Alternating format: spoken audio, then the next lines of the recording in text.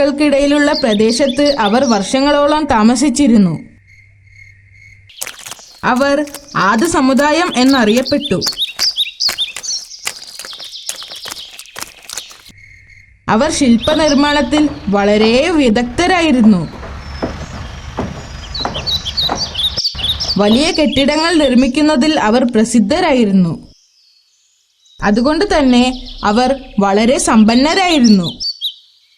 അവരുടെ കഴിവുകൾ പ്രകടിപ്പിക്കുന്നതിനായി അവർ മലമുകളിൽ വലിയ ഗോപുരങ്ങൾ നിർമ്മിച്ചു. ആദ്യകാലങ്ങളിൽ അവരെല്ലാം നല്ല മുസ്ലിങ്ങളായിരുന്നു. എന്നാൽ കാലം കഴിയുന്തോറും ശൈത്താൻ അവരെ വഴിതെറ്റിക്കാൻ തുടങ്ങി. അവർ കല്ലിൽ കൊത്തിയെടുത്ത് വിഗ്രഹങ്ങൾ ഉണ്ടാക്കാൻ തുടങ്ങി.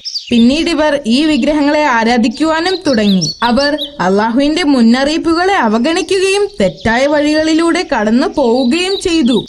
ആദ് സമുദായത്തിന് വേണ്ട ഉപദേശങ്ങൾ നൽകുവാനും അവരെ നേർവഴിക്ക് നയിക്കുവാനും അള്ളാഹു അവരിൽ നിന്ന് തന്നെ ഒരു പ്രവാചകനെ തിരഞ്ഞെടുത്തു.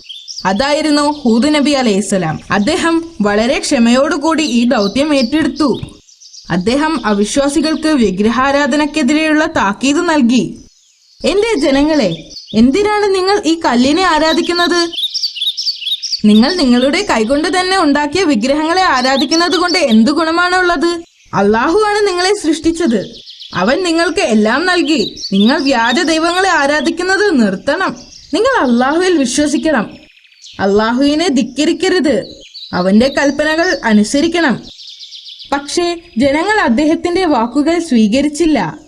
അവർ ചോദിച്ചു, നീ ഞങ്ങളുടെ നേതാവാകാൻ ശ്രമിക്കുകയാണോ? ഞങ്ങൾക്ക് നിങ്ങളുടെ വാക്കുകൾ ശ്രദ്ധിക്കേണ്ട ആവശ്യമില്ല. ഇവിടെ നിന്ന് പോവുക. നീ ഞങ്ങളിൽ നിന്നും വല്ല പ്രതിഫലവും പ്രതീക്ഷിക്കുന്നുണ്ടോ? എനിക്കുള്ള പ്രതിഫലം അള്ളാഹു നൽകുന്നതാണ്. ഞാൻ നിങ്ങളിൽ നിന്നും തിരിച്ചൊന്നും പ്രതീക്ഷിക്കുന്നില്ല. അള്ളാഹുവിന്റെ സന്ദേശം നിങ്ങളെ അറിയിക്കാൻ വേണ്ടി മാത്രം വന്നതാണ്. അദ്ദേഹം വളരെ ശാന്തമായിക്കൊണ്ട് മറുപടി പറഞ്ഞു.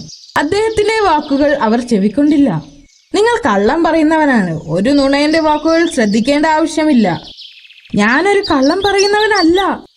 അള്ളാഹുവിന്റെ സന്ദേശം അറിയിക്കാൻ തിരഞ്ഞെടുക്കപ്പെട്ടവനാണ് ഞാൻ. ഞാൻ പറയുന്നത് നിങ്ങൾ അനുസരിച്ചില്ലെങ്കിൽ അള്ളാഹു നിങ്ങളെ ശിക്ഷിക്കുമെന്ന് ഞാൻ ഭയപ്പെടുന്നു. എന്നാൽ അവർ പ്രവാചകന്റെ വാക്കുകളെ അവഗണിച്ചു.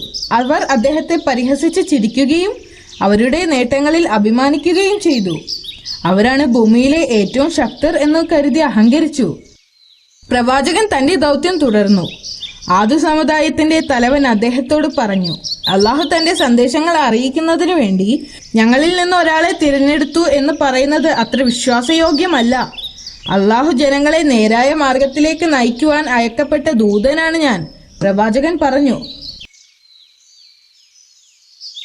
ആരാണ് ഞങ്ങളെ നശിപ്പിക്കാൻ പോകുന്നത്?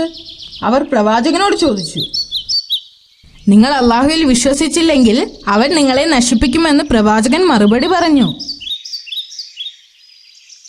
ഞങ്ങളുടെ ദൈവം ഞങ്ങളെ രക്ഷിക്കും. നിങ്ങളുടെ നാശത്തിന് കാരണം നിങ്ങളുടെ ദൈവം തന്നെയാണ്. ഹൂദ് നബി അലൈഹിസ്സലാം അവരോടും പറഞ്ഞു. പ്രവാചകനും ആദ് സമുദായവുമായുള്ള തർക്കം വർഷങ്ങളോളം തുടർന്നു. വർഷങ്ങൾ കടന്നുപോയി. ആദ് സമുദായം കൂടുതൽ ധിക്കാരികളായി മാറി. അവർ അദ്ദേഹത്തെ ഒരു വിഡ്ഢിയായും നുണയനായും പരിഹസിച്ചു. ഞാനൊരു വിഡ്ഢിയല്ല, നുണയനുമല്ല, അദ്ദേഹം അവരോട് പറഞ്ഞു. നീ ഒരു നുണയനല്ലെങ്കിൽ നീ പറയുന്നത് സത്യമാണെന്ന് തെളിയിക്ക്. എന്നിട്ട് നീ അള്ളാഹുവിനോട് പറഞ്ഞ് ഞങ്ങളെ ശിക്ഷിക്ക്. അവർ പറഞ്ഞു, ഞാനൊരു നുണയനല്ല, അള്ളാഹുവിന്റെ ദൂതനാണ്.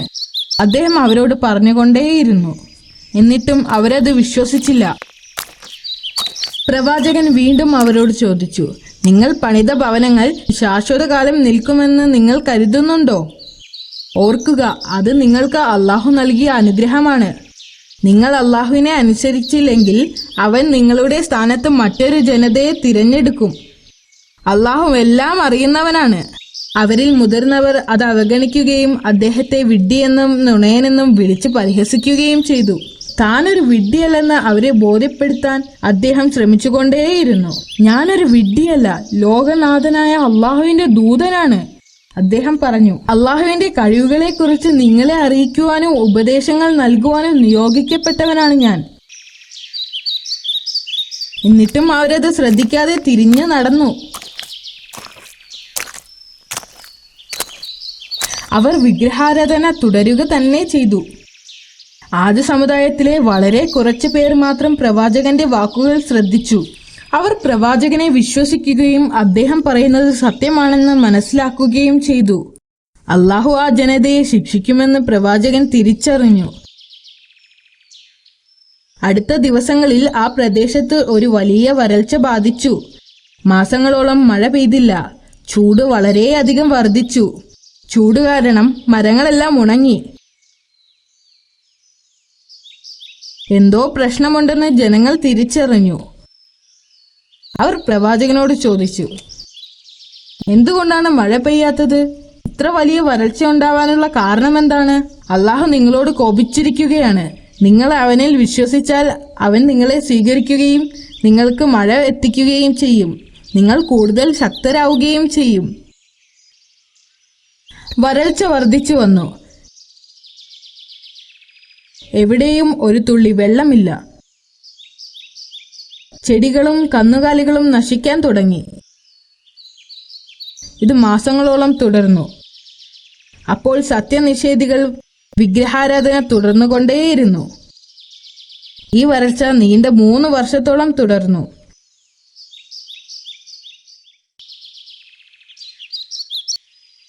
ഒരു ദിവസം പ്രവാചകൻ പ്രാർത്ഥിച്ചുകൊണ്ടിരുന്നപ്പോൾ പ്രവാചകനോടും അനുയായികളോടും ആ പ്രദേശം വിട്ടു പോകാൻ അള്ളാഹു ആവശ്യപ്പെട്ടു.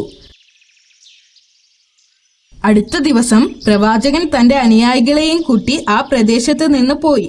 പ്രവാചകനും അനുയായികളും അവിടം വിട്ടു പോയപ്പോൾ അധികം വൈകാതെ തന്നെ ആദ്യ സമുദായത്തിന്റെ മേൽ ആകാശത്ത് ഒരു കറുത്ത മേഘം കാണപ്പെട്ടു. ആ മേഘം അയച്ചത് അള്ളാഹു ആണെന്ന് അവർ അറിഞ്ഞില്ല. അവർ കരുതിയത് ഈ വലിയ മേഘം അവർക്ക് മഴ പെയ്യ്ക്കുമെന്നാണ്. അവർ നന്ദി പറയുന്നതിന് വേണ്ടി അവരുടെ ദൈവത്തിന്റെ അടുത്തേക്ക് ഓടി. അന്തരീക്ഷം പെട്ടെന്ന് മാറി. ചൂടും വരൾച്ചയും മാറി. പകരം ശക്തമായ കാറ്റ് വീശി. ശക്തമായ കാറ്റ് കാരണം വലിയ മരങ്ങളും കെട്ടിടങ്ങളും നശിച്ചു. കാറ്റുകൊണ്ട് തണുത്തുറയുന്ന അവസ്ഥ. കാറ്റ് ദിവസങ്ങളോളം വീശിക്കൊണ്ടിരുന്നു. ഓരോ ദിവസവും കാറ്റിന് ശക്തി കൂടിക്കൂടി വന്നു. ഇപ്പോൾ മാത്രമാണ് ആദ്യ സമുദായത്തിന് ഇത് അള്ളാഹുവിന്റെ ശിക്ഷയാണെന്ന് തിരിച്ചറിഞ്ഞത്. അവർ രക്ഷപ്പെടുന്നതിനു വേണ്ടി അവരുടെ വീടുകളിലേക്ക് ഓടിപ്പോയി. വലിയ കെട്ടിടങ്ങൾ അവരെ രക്ഷിക്കുമെന്ന് കരുതി. അവർ അതിനിടയിൽ ഒളിച്ചിരുന്നു. എന്നാൽ കാറ്റ് വളരെ ശക്തമായിരുന്നതുകൊണ്ട് കെട്ടിടങ്ങൾ തകർന്നു വീണു. അതൊന്നും അവർക്ക് ഉപകാരമായില്ല. കെട്ടിടങ്ങളും ഭവനങ്ങളുമെല്ലാം തകർന്ന് അവരെല്ലാം കൊല്ലപ്പെട്ടു.